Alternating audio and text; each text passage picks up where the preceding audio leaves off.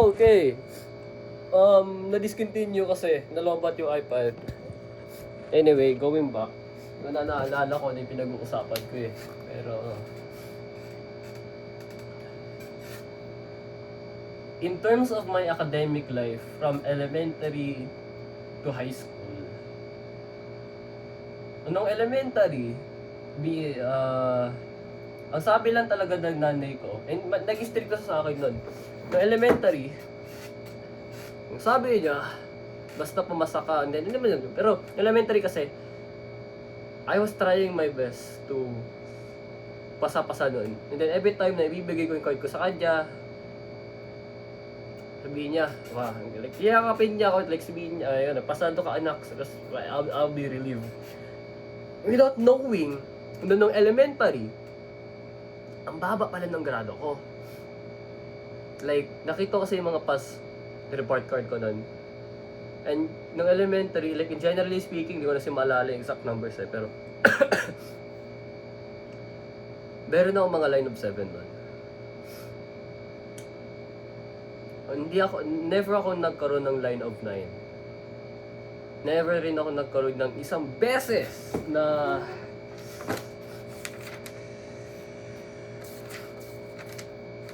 wait lang.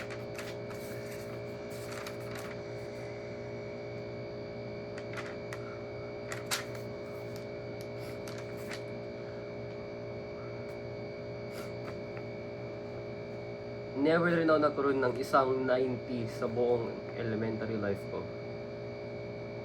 I believe kahit nung upper LM, siguro nung grade 4. I don't think nagkaroon na rin ako nun. Pero, nung upper elementary, medyo tumaas-taas na yung grado ko. Wala na akong line of 7 nun. Hindi naman sa line, pero wala na akong 70 pataas nun. Yung bare minimum na grades na nakukuha ko no upper elementary is mga 80 to like 80, siguro mga 87. Nagkakaroon din ako ng 90, siguro paminsan-minsan at those times. Wait lang. Ayan tayo pre. No. Pero, hindi sa ganun ka-significant kasi from elementary to upper LM, never rin ako nagkaroon ng honors, ng certificate. The only time na nagkaroon ako ng with honors for the first time, ito, hindi pa usong kopyahan nito eh. That was grade 6. Grade 6, 4th quarter, recognition day nun. Nagulat nga ako eh. Grade 6, recognition day. Ryan William, ganyan-ganyan, with honors. Doon ako nagulat kasi hindi naman ako ganun katalino eh.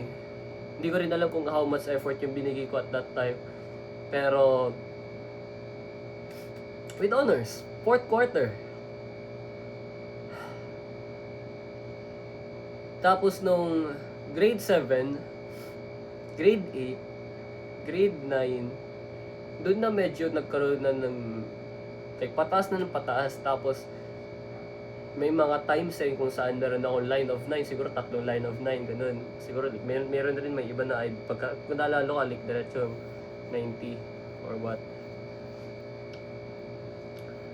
Yun na yun. Pero, grade 7, nagsimula kasi pandemic, ng grade 7 pa ako din eh.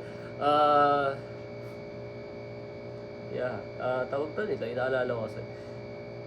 Grade 7, medyo sineryoso ko na yung pag-aaral ko noon. Tapos, nangyari yung pandemic, kopyahan ulit for the next, hindi ko malala, 3-4 years. The only time kung saan I was really proud of my academic life, of my academic achievement, was grade 10. Grade 10. First quarter, sineryoso ko. Second quarter, sineryoso ko. Third, medyo tinatamad na ako. Fourth, tinamad na talaga ako kasi nung fourth quarter nagkaroon ako ng rason kung para hindi ko seryoso yung pag-aaral ko. Pero nung grade 10 ako, I was really happy kasi for the first time in my life, sineryoso ko yung pag-aaral ko. I studied before exams. Nag-notes talaga ako. I watched academic videos regarding topics bago yung mismong topic, may naghahandaan ko talaga. And yung notes ko, na nagseryoso talaga magpa-aral nun, is para siyang connected. Okay, here's the topic, tapos may mga subtopics dito, may mga key points dito. Ngayon, yung ginagawa ko is I try to relate this topic to one another para konektado lahat sila, and in that way naiintindihan ko sila, parang mind map ba, to really explain it shortly. Ganon. Doon ko nalaman yung academic potential ko, na kung nagseryoso pala ako, this is what I can get.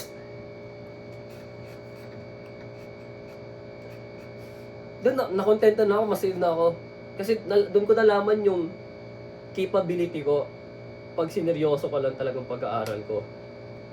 So yun, after nun, nung hindi ako pinayagan na mag-UST for senior high school, doon ako nawalan ng reason para seryoso yung pag-aaral ko. Kasi the only reason kung bakit ko sineryoso yung grade 10 academics ko nun is dahil kailangan ko na mataas yung grades ko from grade 7 to grade 10 para mas mataas yung chances ko na makapag-apply at makapasok sa UST, since UST values loyalty. Mas pinapriority nila yung mga senior high school students nila rather than yung mga ka-applicants outside of UST, no? So, grade 11, sakto lang. Grade 12, deadma, no? Siguro like to sum it all up, there is only one grade na naging masaya ako sa academic life ko, and the rest mid. Pag grades yung pag-uusapan natin, pero pagkakaguhan, fun memories, siyempre madami akong mga kwento, pero if we're just gonna base it solely on the grades itself and yung performance ko, yung katalinuhan ko pagdating sa academics, mid. Hindi ko siya magawang ipagyabang, hindi ko siya magawang really pag-usapan, no? And honestly, I look forward sa college life ko, and sana talaga na this time na magka-college na ako, pwede ko na ipagyabang yung mga grades at karangalan na ma-earn ko sa college life ko. Dahil alam ko na panigurado, galing yun sa effort ko. Galing yun sa akin. Hindi na sa galing sa sagot ng iba, sagot ng kaklase ko. Hindi yun. No? Kaya yung ginagawa ko lang right now is pinofocus ko na talaga yung sarili ko. I'm starting to love myself more again. I'm starting to really prioritize myself over other people. Kasi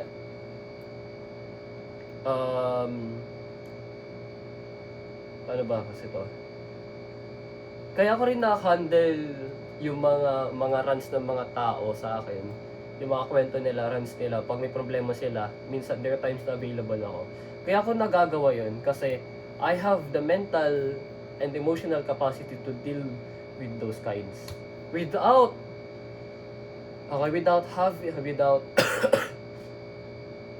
having to consume a part of me in doing it so. No? It's a good thing kasi at least kaya ko nang makinig sa rants nila, tapos hindi rin naman ako maubos kasi I have this energy just for that, just to deal with that, no? Pero lately,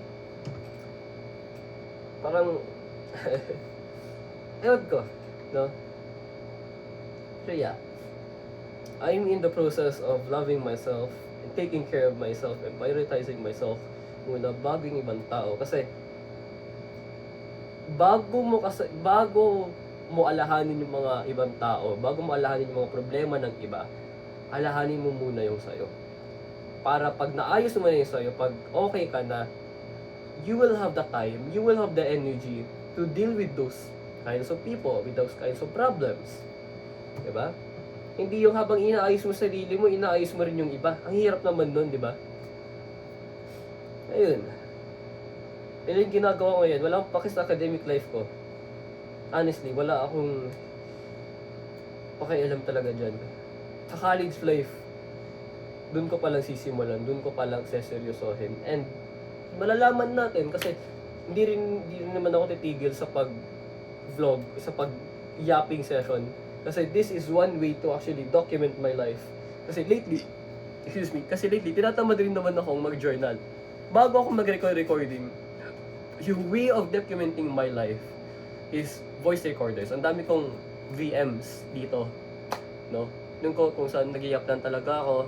Tapos may mga journals din na back then kung saan pinakwento ko yung buhay ko.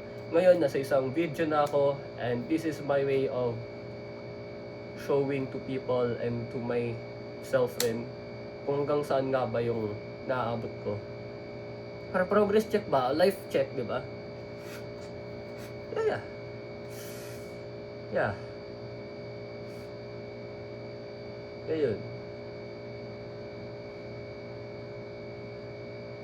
Siguro, naging ganito rin to, kasi siguro, feeling ko, naging ganito yung perspective ko or outlook ko sa academics dahil never sa buhay ko na pressure ako ng nanay at tatay ko na dapat 90, pag hindi ka 90 pataas, pak, hindi ako ginanon.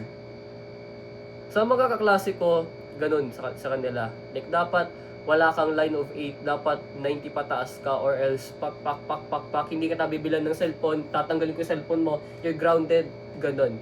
Never ko na-receive yung treatment na yun. Sa akin, basta pasado ka, okay ka. Which, not a bad thing, kasi at least, you given this freedom, di ba? At least hindi ka na-pressure. Pero sometimes, we need that kind of pressure. Sometimes, we need those kinds of parents na nagsiset ng standard sa mga bata, sa mga anak nila. Kasi, in that way, mas nasasanay silang mag-aral. Mas mapipilitan silang mag-aral. Pero, as time moves on, habang pagalaw yung oras, mas lalo silang madidisiplina, mas lalo silang masasanay to actually work for those grades, to work for it. Rather than, pasado na pala ako, okay na yun, bahala na, di ba? Kasi, it's good to have a specific standards for academic life. Hindi yung nagsasettle ka lang sa, basta pasado na, okay lang. Kahit 80 diretso, okay lang. If you settle for less kasi, pakiramdam ko na you're also settling less sa sarili mo. If you settle for like the high standards, then ginagawa mo rin sa sarili mo yun. Kasi, not only na sinerseryoso mo yung pag-aaral mo, pero may mga nade-develop kang skills na hindi mo mapapansin. Na nade-develop mo pala. So, ayun. A part of me also believes na isa akong spoiled child. Kasi I have a gaming laptop na binilan na ako ng nanay ko just because I've been requesting it for like a long time. Do I deserve it? May ginawa ba akong significant? May na-earn, like may ginawa ba ako to actually deserve such beautiful piece of technological device? Wala. There are some things talaga dito na hindi ko rin naman talaga deserve. No? Kasi I don't work hard for it. Kasi in my perspective kasi, magpapabili lang ako ng isang bagay. Pag unang-una, I did something for it. Or second, if I have extra money to waste, honestly, ganun. Ganun lang. Kaya itong libro ko, itong Little Life na to, galing yan sa sarili kong pera. I work hard for it. So that's one thing na parang I can brag about kahit paano. Pero this laptop hindi ko magawa kasi binilang lang naman ako nun eh. There's really nothing significant to it.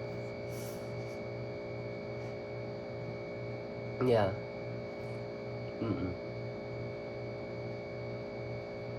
Napag-usapan natin kaklase ko. Now, sa mga kaklase ko, siguro, I feel like napag-usapan ko na ba sila before sa mga past videos? Actually, hindi ko rin alam kung ano pwedeng masabi ko about sa kanila eh. It's just that hindi nag-a-align yung beliefs namin to one another, which is perfectly normal. But the thing is, I don't, like, tawag doon, ewan ko. Kasi, if I were to describe my class, if I were to describe these people, and, you know, I'll say they're the most smartest, talent, like, smartest, kindest, and all that stuff. No? Pero, yung deal breaker kasi sa akin, sa kanila, is unang-una, they're homophobic as fuck. Really fucking homophobic. As in, second, yung political beliefs nila. Ano?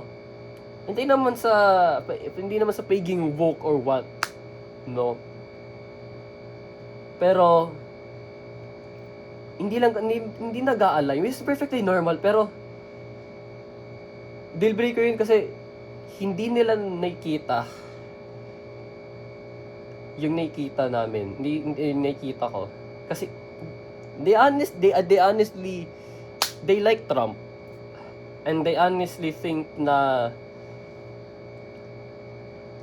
tama lang yung ginawa ni former President Rodrigo Roa Duterte.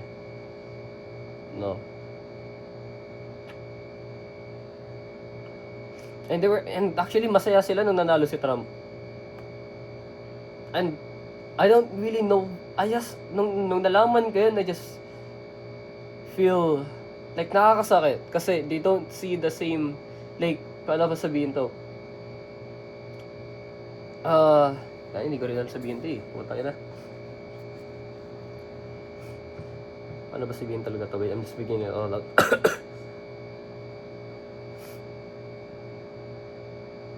Ewan ko, di ko alam. Pero, siguro at this point, naniniwala pa rin ako na kung ano yung political views mo, yun din yung binavalue mo. Your political stance says a lot, honestly, about a person. Wala pa naman akong na-meet na Trump supporter, na Duterte supporter na ganito kakaiba siya from the rest of the typical supporters. No? And a part of me inisip ko rin is hindi pa sila educated enough eh. Kaya they support these certain politicians, ganyan. Kasi either alam nila and yun talaga yung binavalue nila, or second, they don't just do enough research. Yun lang yung naging deal breaker sa kanila, homophobia and yung political big emphasis on homophobia. Kasi ako I just believe na everyone, like, tao rin naman silang din. Yun, like, ito yung pinaka-reason ko. The only reason why I support the LGBTQA plus community is because by the end of the goddamn day, tao pa rin sila. So, bakit hindi nila makuha yung rights na ano nila? Pero, ito hindi ko rin kasi may nabasa rin ako recently na yung kay Heidi Mendoza na may mga few LGBTQA people na hindi boboto sa kanya dahil si Heidi is, correct me if I'm wrong kasi base lang talaga sa is I believe hindi niya sinusuportahan, or like wala sang like hindi niya sinusuportahan yung same-sex marriage. And because of that, madami ng mga LGBTQA ang hindi boboto sa kanya, which I think is a bad mistake personally, kasi the SOGI bill is important, their rights is important, pero sasayangin ba talaga natin siya, si Heidi? Hindi ba natin, like, talagang hindi natin siya iboboto just because hindi niya about sa SOGI. Like, I don't wanna say a lot kasi I'm not really sure. Pero I narinig ko lang talaga to. Hindi ko alam if Nakisabihin na lang natin, to keep it simple, Heidi is, let's just say, wala sang, like, hindi siya pala suporta sa same-sex marriage. Yun. That's one easy way to say it. Kasi this is YouTube and nag-iingat din sa mga sinasabi ko. Pero, yeah, yun. Sasayangan ba talaga natin siya? Kasi, Heidi can always read the Soji bill. Pwede namang ma-implementa yan. Pwede naman nang kaagad mabasa yan once nanalo si Heidi sa Senado. Yung rights nila, yung LGBTQ are important. Pero sa Pilipinas, I believe, mas importante yung paglaban sa corruption, mas importante yung pag-ayos sa sistema natin bago yung Soji bill. I consider myself as an ally of the LGBTQ plus community. And I'm being practical na dapat unahin muna natin yung corruption, yung mga main problems talaga sa bansa natin bago yung Soji bill, bago yung mga iba pa. Kasi pag naayos na yung mga main problems sa bansa natin, the rest will follow along. The rest automatically maayos yan. You just have to fix the biggest factor na nako-contribute sa pagkasira, sa pagkawawa ng napakadaming Pilipino sa bansa natin. No? Yeah. Yun. At parang naalala ko na, they don't see the same rights that I see to people, ganun lang. Pero going back, ayun na nga, the only reason kung bakit ko sinusuportan talaga yung LGBT is like, tao rin naman sila in the end eh. Kasi kahit sabihin kong bading ako, o kung ano-ano ako, tas di mo ako respetuhin dahil lang doon. Parang babaw naman, kasi tao rin naman tayo in the end. So, why do you need to disrespect, to discriminate the LGBTQ plus community? By the end of the day, tao lang din tayo. We deserve the same respect. I just want equality at this point, man. Yun lang. And we live in a technological world, diba? And where information is really unlimited. Hindi ko alam kung pinanganak lang silang ganyan or what. Maybe they're not educated or not. Kasi I'm not saying that I'm educated. What I'm saying is I'm aware of some issues, and although hindi ko sila pinagkaaralan really closely talaga sa mga certain issues na yan, I am aware of it, and alam ko rin yung mga ibang information. No? Being politically aware is better rather than being political, kasi lahat nakasalalay sa ating mga botante. Lahat nakasalalay talaga sa atin. No? Oh well, yun lang yung yapping session ko. Ano pinag-usapan, no?